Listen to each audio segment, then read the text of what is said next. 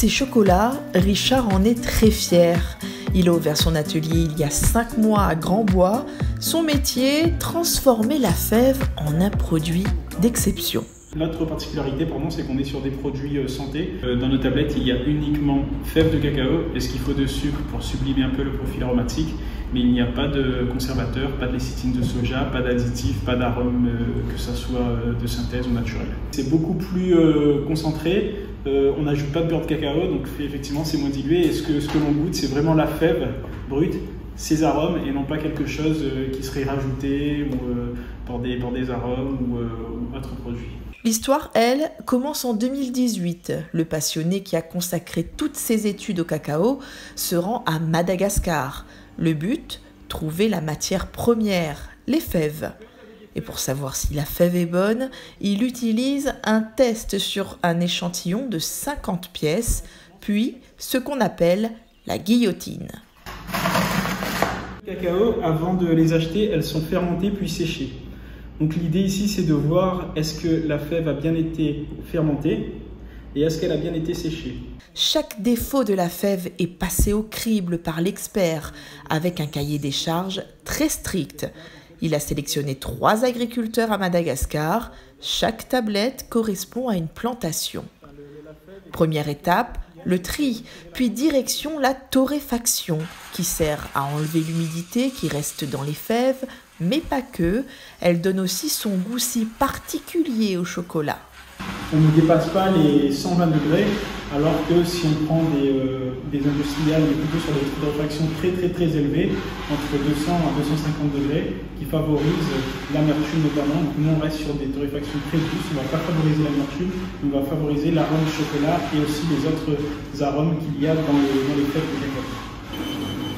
Là ils sont très chauds. Là je regarde si c'est facilement friable. Je viens prendre un morceau.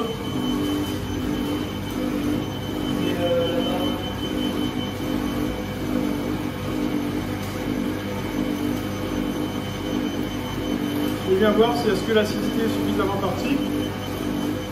Est-ce qu'il est suffisamment sec, friable en bouche. Est-ce que la couleur est bonne. Et est-ce qu'on ressent quand même ces notes de cacao. Prêt torréfié, on les prend, on les bien dans la cuisine. En fait, c'est des meubles. Et lorsqu'on va activer le manivelle, on va broyer, concasser. Pour faire manuellement, manuellement.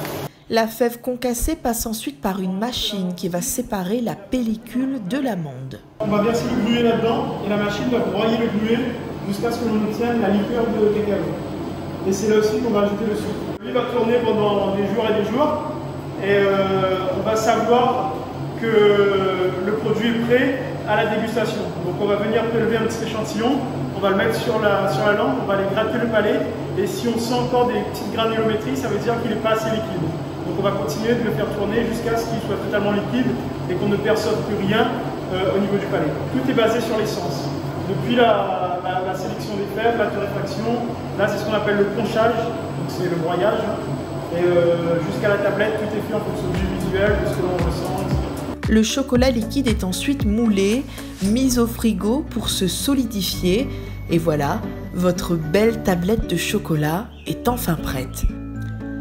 Les Cabocelli proposent 3 tablettes, la 65% de cacao qui est intensément chocolat et mentholé, la 70% de cacao qui vous assure des arômes de fruits jaunes et d'agrumes, et la 80% de cacao qui amène des arômes de fruits rouges qui rappellent un peu le raisin. Vous pouvez les retrouver dans les épiceries fines, les hôtels et bien évidemment chez les chocolatiers.